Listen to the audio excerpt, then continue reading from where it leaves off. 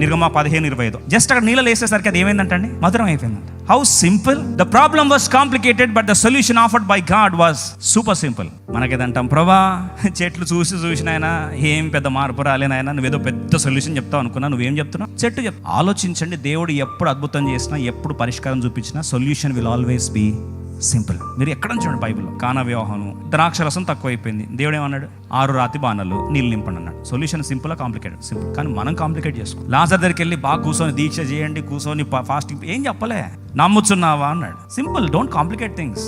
See, God's relationship and the journey with Jesus is simple. Don't complicate. There is no rocket science there. It's mere simple faith. ఒక చెట్టును చూపించాడు, చూడండి ఎంత simple. ఏం చూపించాడు? చెట్టును చూపించాడు. చెట్టును చూపించేసరికి, అలా చెట్టు చూడడానికి సరికి చెట్టును చూస్తున్నాడు. తర్వాత తీసుకెళ్ళి ఆ చెట్టు తీసుకెళ్ళి ఎక్కడైతే చేదు నీళ్ళు ఉన్నాయో చేదు నీళ్ళు దాన్ని తీసుకెళ్ళి పారేసి, మరి చెట్టు తీసుకెళ్ళి చేదు నీళ్ళు పారేస్తే మారా నీళ్ళు ఏమైనాయి? మధురంగా మార్చబడ్డాయి.